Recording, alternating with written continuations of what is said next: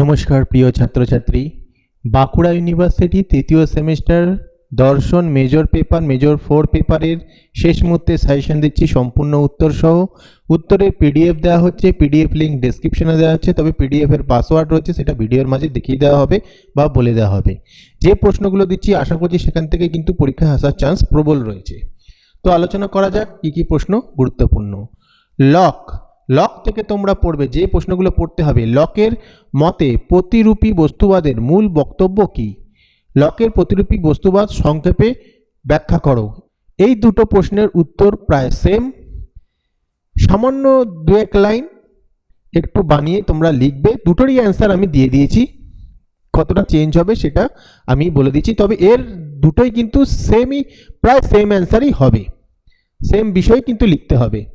খুবই গুরুত্বপূর্ণ রয়েছে, অর্থাৎ মার্কস পাঁচ এখান থেকে একটাই প্রশ্ন দুরকমভাবে ভাষা চেঞ্জ করে আসতে পারে।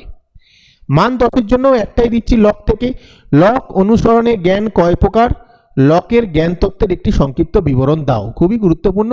বার্কলে থেকে দিচ্ছি মার্ক 5-এর জন্য, এটা 2 নাম্বারিংটা ভুল হয়েছে, 2 হয়েছে।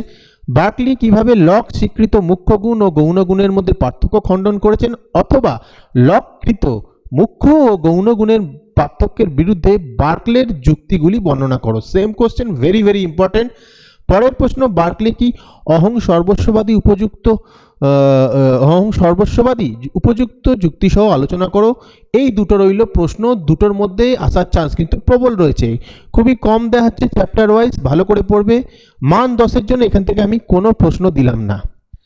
হিউম থেকে পড়বে মান 5-এর জন্য, হিউম কিভাবে মুদ্রণ ও ধারণার মধ্যে পার্থক্য করেছেন, অথবা এটা একটু চেঞ্জ করেও আসতে পারে, হিউম মুদ্রণ ও ধারণার মধ্যে যে পার্থক্য করেছেন তা ব্যাখ্যা করো।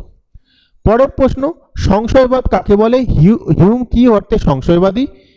হিউমের মতে বাস্তব ঘটনা ও ধারণাস্থিত সম্বন্ধের মধ্যে পার্থক্য কি? 3টে প্রশ্ন দেওয়া হলো, যার মধ্যে এক একটা অসম্ভব গুরুত্বপূর্ণ। মান 10-এর জন্য পড়বে কারণতা কি? হিউমের কার্যকারণ তত্ত্বের একটি সবিচার উপস্থাপন করো। একটাই প্রশ্ন দিলাম, পড়তেই হবে। তারপরে কান্টের থেকে পড়বে 1 নম্বর প্রশ্ন, কান্টকে অনুসরণ করে বিশ্লেষক ও সংশ্লেষক অবধারণের পার্থক্য করো, অথবা কান্টকৃত সংশ্লেষক ও বিশ্লেষক অবধারণের মধ্যে পার্থক্যগুলি ব্যাখ্যা করো। একটু চেঞ্জ করে কোশ্চেনটা হয়েছে, একটাই দিয়েছি, একটাই ভেরি ভেরি ইম্পর্টেন্ট।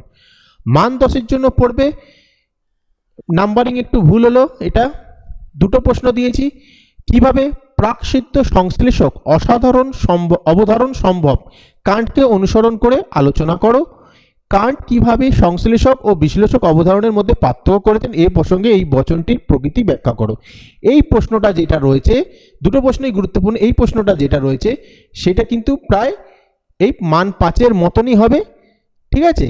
তাহলে পড়তে কোনো অসুবিধা হবে না, আর এরও উত্তর আমি দিয়ে দিয়েছি। তারপর হচ্ছে হেগেলের থেকে পড়বে, হেগেলের দ্বান্দ্বিক পদ্ধতি ব্যাখ্যা করো। Very very important. হেগেলের দ্বান্দ্বিক প্রক্রিয়ার 3টি ধাপ কি? হেগেলের দর্শনে পরম ধারণাটি কি? এটা হচ্ছে গুরুত্বপূর্ণ। এই 1 নম্বর এবং 3 নম্বর সবচেয়ে বেশি গুরুত্বপূর্ণ, এবং যে 3টে প্রশ্ন মান 5-এ দিচ্ছি সেই 3টে প্রশ্ন তার মধ্যে 2টো প্রশ্ন মান 10-এর জন্য গুরুত্বপূর্ণ। উদাহরণসহ হেগেলের দ্বান্দ্বিক পদ্ধতি সমালোচনামূলক বিশ্লেষণ করো, যেটা 5 নম্বরের 1-এ ছিল, এবং তারপরে হেগেলের ভাববাদী পরম ধারণাটি সম্পর্কে আলোচনা করো, যেটা হচ্ছে এই 3-এরটা। অর্থাৎ মান 10 যদি তোমরা ভালো করে পড়ো, মান 5 তোমাদের এই হেগেলের কমপ্লিট হয়ে যাবে। 2টো দিয়েছি, দুটোই ভালো করে পড়বে, আসবেই, এর মধ্যে থেকে একটা প্রশ্ন আসবেই। তাই ভালো করে পড়ো, যে সাজেশন দিয়েছি সেগুলো ভালো করে পড়বে, আর পিডিএফ পাসওয়ার্ড ভিডিওর মাঝে দেখিয়ে দেওয়া হচ্ছে, সেগুলো দিয়ে নোটসগুলো ডাউনলোড করে নাও, কোনো খুঁজতে হবে না তোমাদের। পরীক্ষার সময় টেনশন নেওয়ার দরকার নেই, এগুলো পড়তে থাকো। ভিডিওটা ভালো লাগলে লাইক কমেন্ট শেয়ার করে দিও।